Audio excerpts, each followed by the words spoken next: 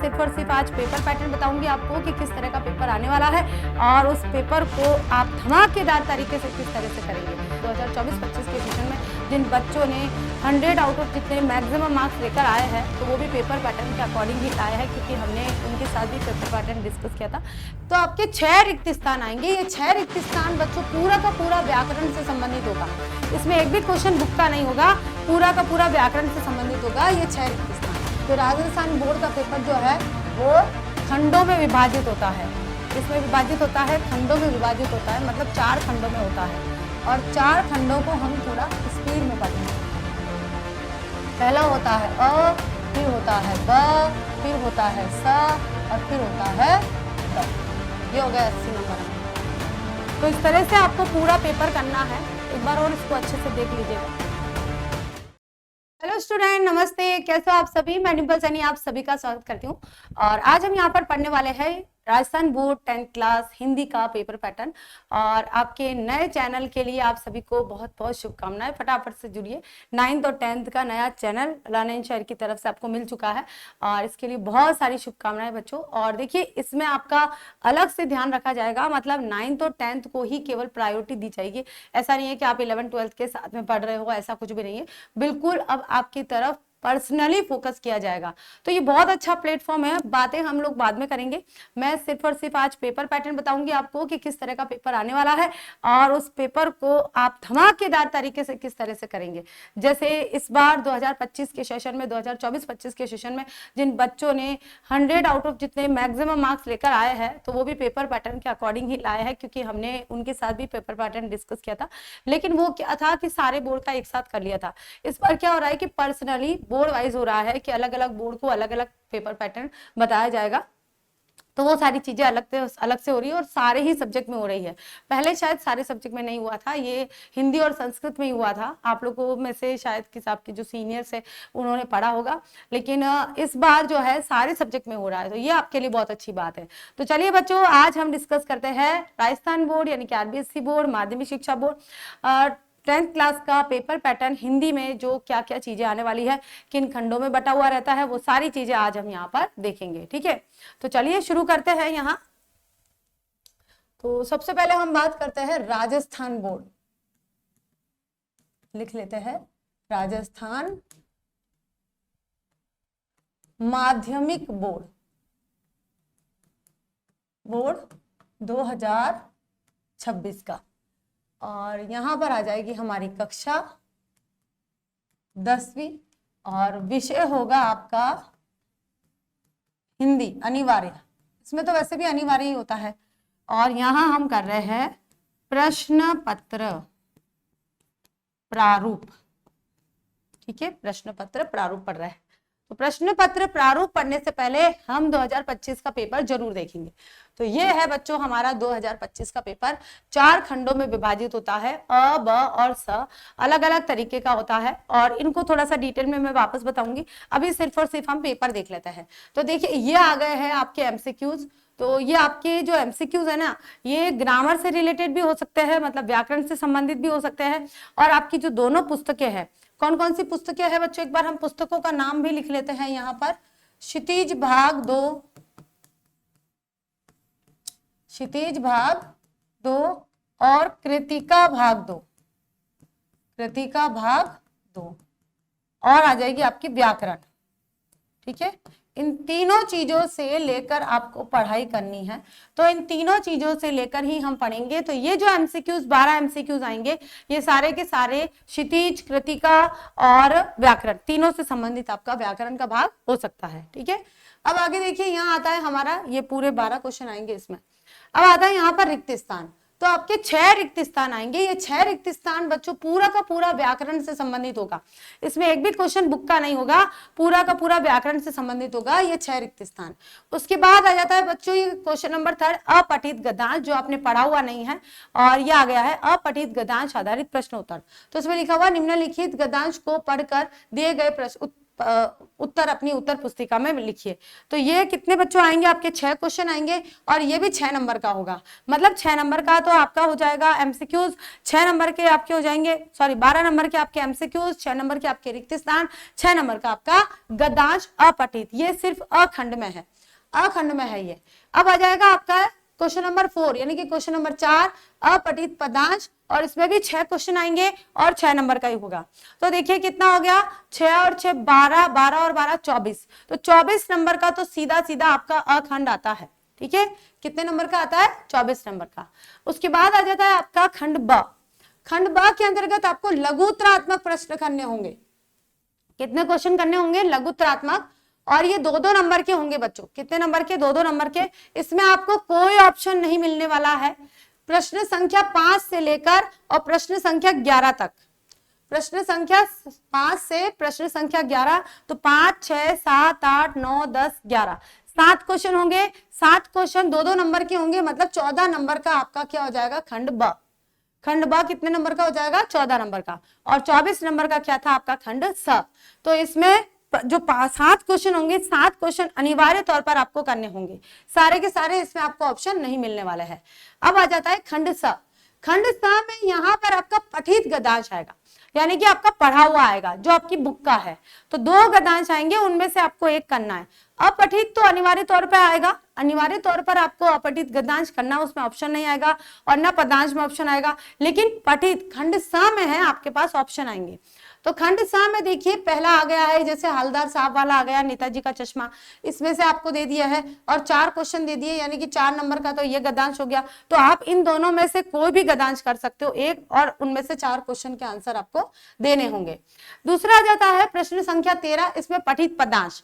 पठित पदांश में जैसे ये ले लिया है, राम लक्ष्मण परशुराम संवाद वाला ले लिया है, उज्जवल गाथा कैसे गाऊं मधुर चांदनी में ये ले लिया है आपका आत्मकथा से, जयशंकर प्रसाद की आत्मकथा कविता से लिया गया है। तो इनमें से कोई भी आप चाहो तो ये भी कर सकते हो। तो ये भी 4 नंबर का हो गया। तो बच्चों कितना हो गया, 4 और 4 8 नंबर का, तो ये हो गया। इसमें ऑप्शन आएंगे।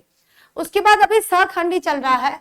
अब ये क्वेश्चन नंबर आएगा आपका 14, जैसे 50 से 60 शब्दों में आपको उत्तर देना है, और ये 3 नंबर का आएगा। तो 4 और 4 और 8, 8 और 3 कितने होते हैं भाई, 8 और 3 11 होते हैं। फिर ये आ जाएगा क्वेश्चन, इनमें आपके पास ऑप्शन आएगा। प्रश्न संख्या 14 में ऑप्शन आएगा, प्रश्न संख्या 15 में ऑप्शन आएगा, और प्रश्न संख्या 16 जो है वो कैसे आएगी बच्चों, देखिए उत्तर आपको प्रश्न संख्या 14 और 15 में 50 से 60 शब्दों में देना है, और प्रश्न संख्या 16 में आपको 40 शब्द में उत्तर देना है, और वो होता है जीवन परिचय। तो 2 जीवन परिचय आपको देने होंगे। ठीक है, एक तो देखिए पहले में आ गया मंगलेश डबराल और सूर्यकांत त्रिपाठी निराला, इन दोनों में से आपको एक देना है, और यहाँ पर यतीन्द्र मिश्र और भदंत आनंद कौशल्यायन। तो या तो आप चाहिए तो ऐसा कर सकते हैं कि सारे लेखक याद कर लीजिए, तो 2 लेखक का जीवन परिचय दे दीजिए, या फिर ऐसा कर सकते हैं कि कवि याद कर लीजिए, तो 2 कवि का आप जीवन परिचय दे दीजिए, ऐसा भी हो सकता है।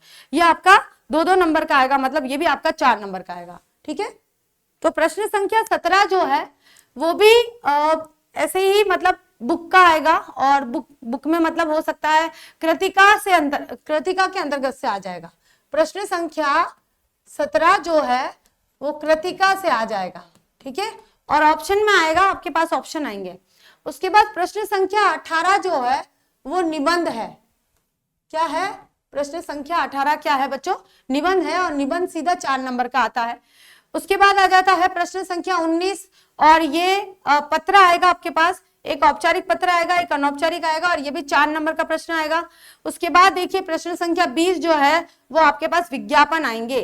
कक्षा 10 में आरबीएसई बोर्ड में विज्ञापन अनिवार्य है, 2 विज्ञापन आएंगे, उनमें से कोई भी आपको एक करना है। तो आप विज्ञापन अच्छे से तैयार कीजिएगा। ठीक है, चलिए अब हम यहाँ पर देख लेते हैं भाई इस तरह के पेपर को जिन बच्चों ने किया है 2025 के पेपर को, इस तरह के पेपर को करने के बाद कौन कौन से बच्चों ने कितने कितने मार्क्स लिए हैं। तो ये देखिए बच्चों है देव कुंतल, इन्होंने 91% ऑल ओवर प्राप्त करे हैं, और हिंदी में इनके 92 नंबर आए हैं। देखिए नेक्स्ट आ जाते हैं यहाँ पर नरेश कुमार। कौन है भाई, नरेश कुमार, और इन्होंने हिंदी में 99 नंबर, वेरी गुड, क्या बात है, 91.83% आए हैं इनके, लेकिन सॉरी यहाँ पर आ गया है 91 मार्क्स आ जाए है, और ये है 91 पर जितेंद्र है और इन्होंने 91.83% प्राप्त करे हैं और हिंदी में इनके 99 मार्क्स आए हैं।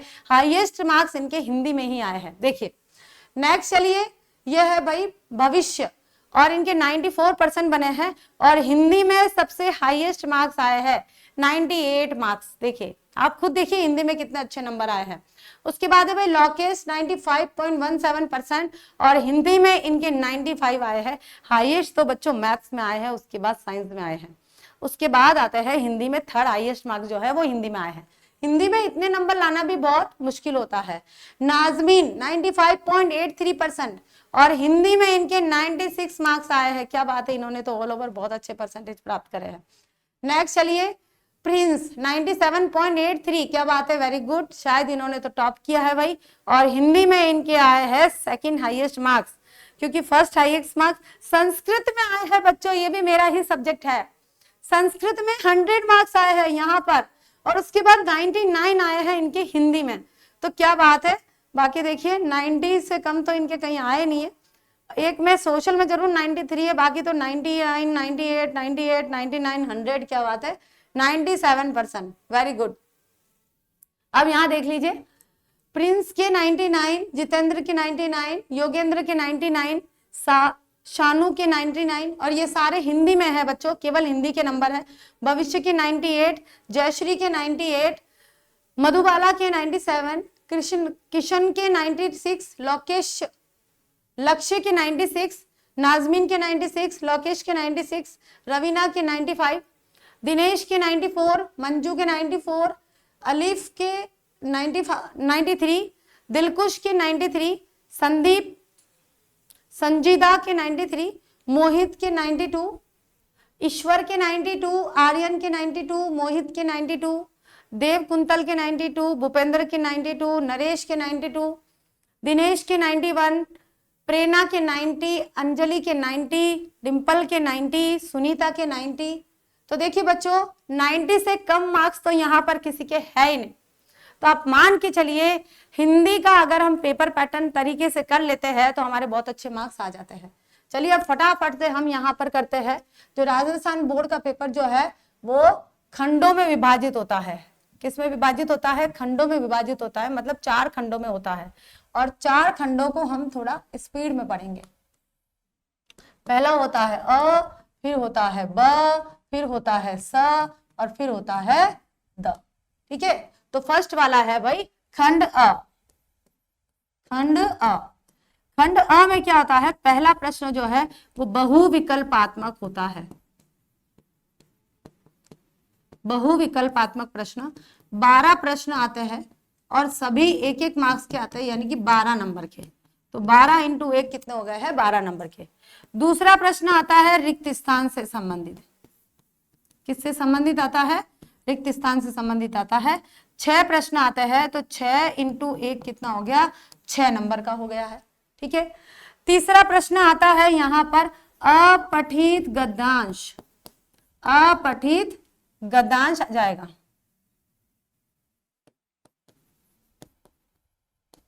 और इसमें भी 6 प्रश्न आते हैं, तो 6 × 1 = 6 नंबर। और यहाँ पर चौथा प्रश्न आ जाएगा अपठित पदांश। बस यहीं तक अखंड जो है वो समाप्त हो जाता है, अपठित पदांश। और ये भी 6 नंबर का, मतलब 6 प्रश्न आते हैं। प्रश्न कितने आते हैं इसमें? 6 प्रश्न आते हैं, तो 6 × 1 = 6 नंबर। तो ये कितने हो गए भाई? 6 × 6 = 6, 6 × 2 = 12, 6 × 3 = 18, 6 × 4 = 24, 6 × 5 = 30 नंबर का हो गया बच्चों। ये तो बहुत ज्यादा हो गया। मैं तो 12 नंबर ही, 24 नंबर ही बोल रही हूँ, लेकिन ये तो 30 नंबर का हो गया है। 30 नंबर का अखंड हो गया है, ये हमारा 30 नंबर का हो गया है। अब चलते हैं हम खंड ब की तरफ। ठीक है, ध्यान दीजिएगा, खंड ब की तरफ। और खंड ब में आ जाएगा हमारा यहाँ पर प्रश्न संख्या 5। खंड ब में क्या होगा?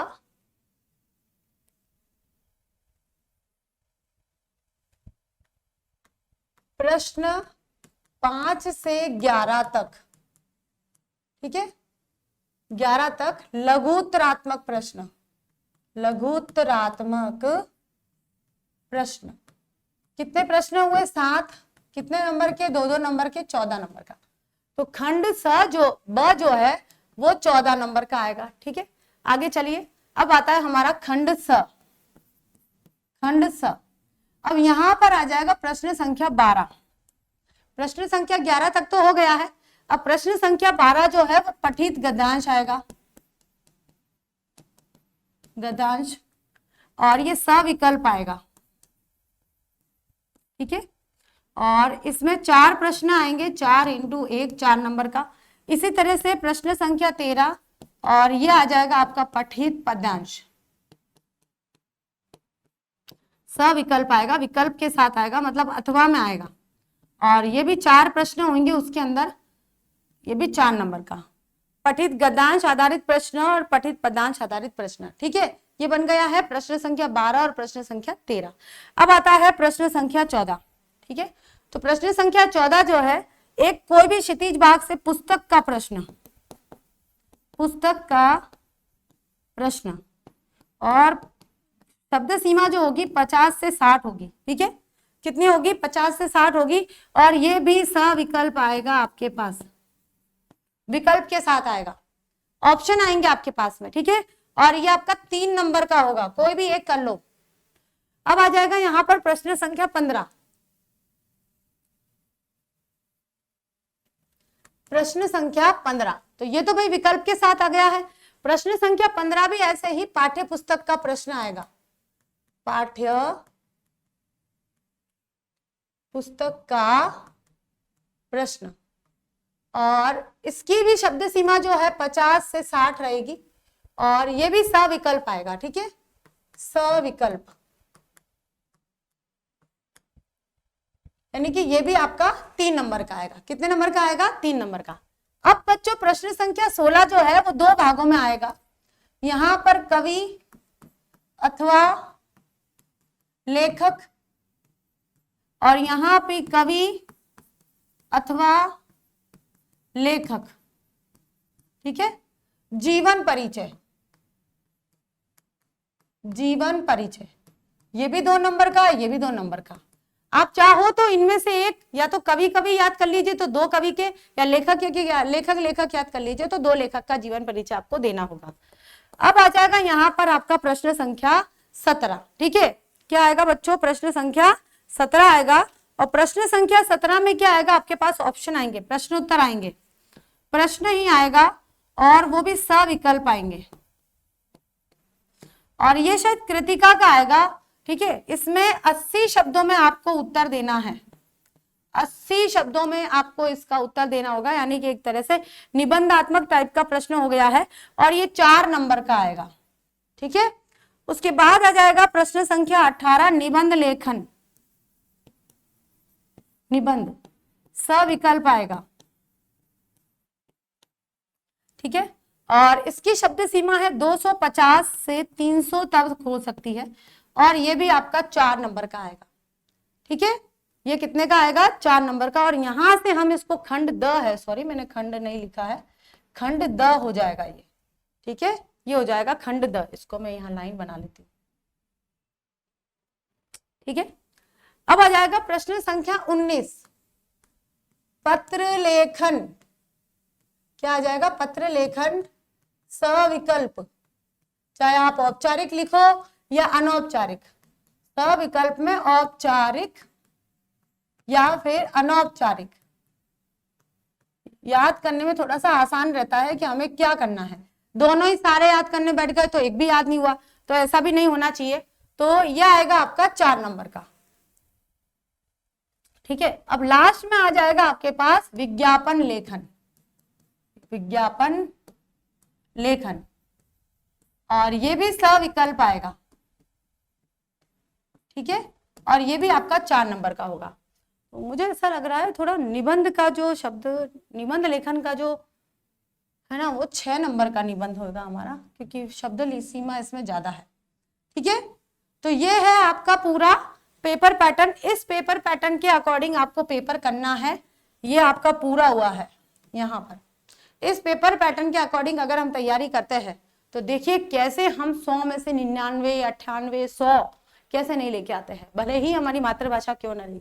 ठीक है, तो इस तरह से आपको पूरा ये करना है, ये खंड अ, ब, स और द। ठीक है, खंड अ हो गया है, पूरे मार्क्स बता दिए मैंने, ब हो गया है और ये हो गया है स। तो स में देखिए कितने आए हैं, 4, 4 दूनी 8, 11 12 13 और 14 15 16 17 18 19 20 नंबर का जो है वो खंड स है, 20 नंबर का। और पूरा जो पूर्णांक है, पूर्णांक जो है वो 80 नंबर का पेपर आता है बच्चों, राजस्थान बोर्ड में 80 नंबर का पेपर आता है, ठीक है।